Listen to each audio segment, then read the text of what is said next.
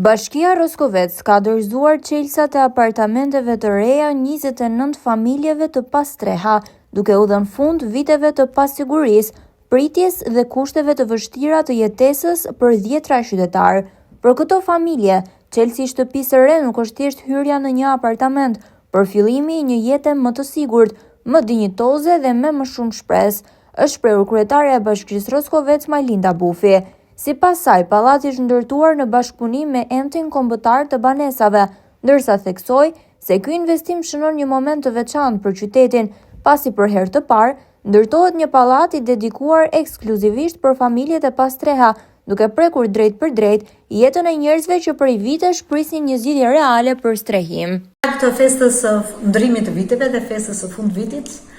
ky është një lajm i mirë që unë dua t'u jap gjithë komunitetit roskovecar, që ne sapo kemi përfunduar shortin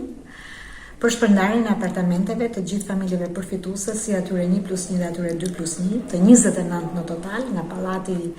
i cili është ndërtuar në Roskovec për të pastrehët, për ata që janë në nevojë për strehim, kryesisht për familjet e reja, për familjet me një krye familjar, veçanërisht ato vajza ose gra. Dhe ishte një proces që shkoi shumë mirë, pa ankesa, pa ankimime prej tyre, si nga procesi i vendimarrjes së komisionit të strehimit, që pas vendimarrjes kaloi edhe në Këshillin e Bashkisë, ashtu dhe procesi i ndarjes dhe shorti, i hedhjes për ndarjen e apartamenteve. Ne shpresojmë shumë që pas këtij pallati të parë që në fakt ka përfunduar dhe që viti që vjen do të gjejë familjet brenda në apartamentet e reja, ne të kemi një proces të dytë të një ndërtimi të një pallati të ri, besojmë të njëjtat përmasa, për kërkuesit e tjerë të cilët janë në listë pritje, sepse ne kishim më shumë kërkuese sa përfitues këtë radhë, dhe brenda një kohe të shkurtër që do të marrë ndërtimi i pallatit të ri, ne të sistemojmë edhe 29 familje të reja. T'i gëzojnë shtëpitë, t'i gëzojnë apartamentet të gjithë ata që i morën dhe shpresoj shumë që të rriten sa më të lumtur me familjarët e tyre, me fëmijët e tyre dhe të kenë jetë sa më të mbarë. Një çelës që nuk hap vetëm derën e një apartamenti, por një kapitull të ri jete, me më shumë siguri, dinjitet dhe shpresë për të ardhmen, kanë thënë kryetari i kësaj bashkie Maksim Goga. Familjarët përfitues të apartamenteve të ndërtuara në Roskovec, në kuadër të programit të strehimit social të emocionuar, u shprehën se ju është realizuar ëndra e përjetshme për të pasur një shtëpi ku mund të rrisin dhe edukojnë fëmijët në kushte të përshtatshme si të gjithë familjet e tjera.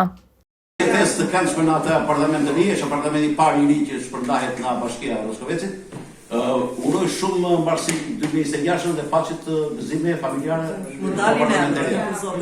Gëzime dhe mbarësi për juve dhe për ata që do të shpërndahen herë tjetër në apartament. Faleminderit Bashkisë